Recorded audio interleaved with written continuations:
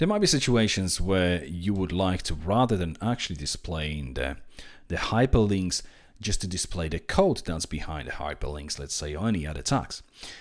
It is recommended that any user input, say you've got a form which submits some data submitted by the client on your website, is always filtered in some way for the security reasons. And one of the functions that is coming pretty handy here is called HTML entities. Let's quickly look for this one. So HTML entities. There we go. If we open the documentation page for that one. And what it does, it converts all applicable characters to HTML entities. Let's have a look at the description. It returns a string. We pass the string as a first argument, and then we have a number of optional arguments. First one is the flags. You can put multiple ones. We're going to look at them in just a moment. Then string, which is encoding. We'll look at this in just a moment as well. And then we have double encode boolean true or false. Let's quickly have a look at this function. Is identical to HTML special hars in all ways except with HTML entities. All characters which have HTML character entity equivalent are translated into these entities. So there's another function which you can obviously investigate later on. If you want to decode instead the reverse, you can use HTML entity decode. So this function will do the opposite of what this one does. Then we have parameters. First one is a string, the input string, and then we have flags. A bit mask of one or more of the following flags, which specify how to handle quotes, invalid code units, sequences, and the used document type. The default is ent_compat with ent HTML for one. And then we've got the list of available flags. We're not going to be going through all of them, but we will try a few. The first one will convert double quotes and leave single quotes alone. Then the second one, this ent quotes, will convert both double and single quotes, and so on. Let's not read through all of them because we're going to spend too much time doing this. You obviously can go through this in your own time. Then we have encoding, an optional argument defining the encoding used when converting characters. If omitted, the default value of the encoding varies depending on the PHP version in use. In PHP 5.6 and later, the default character set configuration option is used as the default value. PHP 5.4 and PHP 5.5 will use UTF-8 as the default. Earlier versions of PHP use ISO 88591. And now this character coding is basically the most popular is UTF-8 because it basically allows you to display majority of the characters from a majority of the languages. In other words, if you were using any other character coding, then some of the languages, some of the letters of other language just could not be rendered correctly. UTF-8 is basically the one which will work well with majority of alphabetical characters of most languages, not just English ones. And then we've got, although these arguments is technically optional, you are highly encouraged to specify the correct value for your code.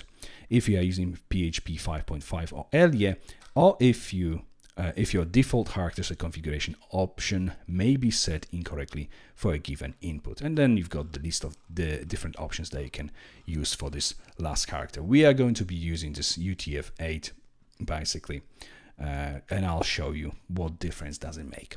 Okay, let's go to the editor, and let's start with a simple variable with a string. I'm just going to copy it from the earlier prepared example, and I'm going to paste it here. And the reason why I'm doing this is because it's got these two letters which I haven't got with the current keyboard setting here. The first one is ñ from a Spanish language, as you can see this squiggly line above N letter, and then we have on from a Polish language which has this squiggle under the A letter.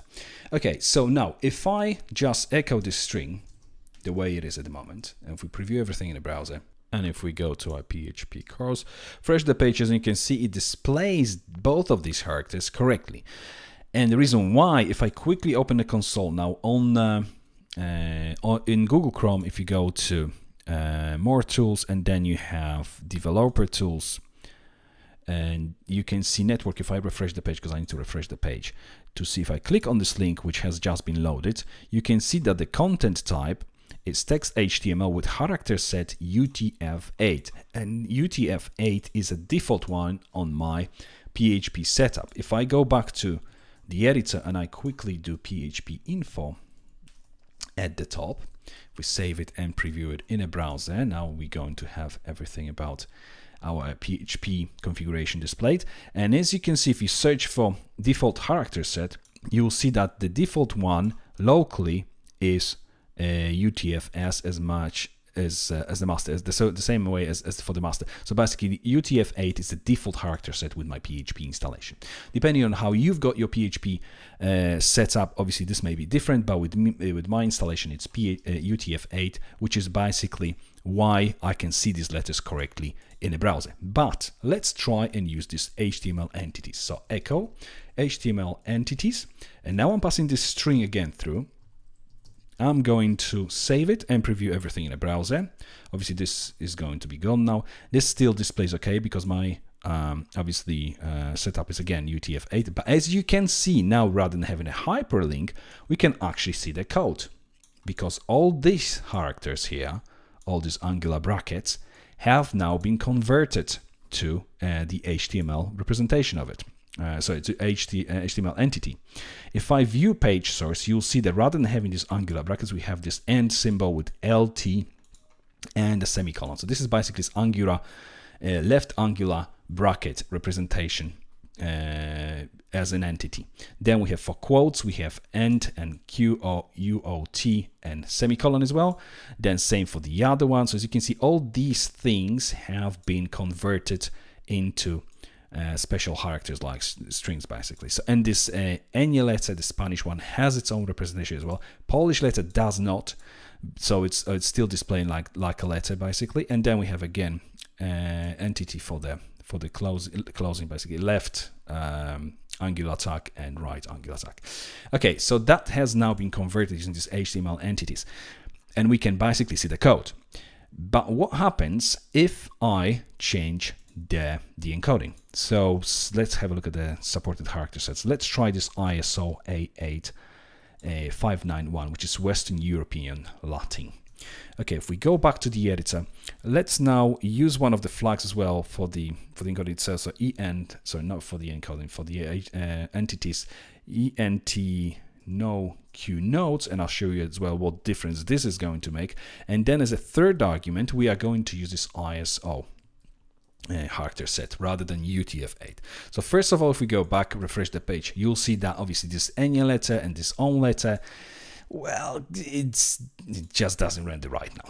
Obviously, this is because we are using now different character set. Again, if I open the more tools and we go to developer tools, network, I need to refresh the page to reload it, and there we go. If I click on this, you can see that it still shows content type HTML character says UTF, and when I run this with PHP, basically when I run this PHP info, it will still show me UTF-8, but I specifically set the character set for this specific output to use a completely different one.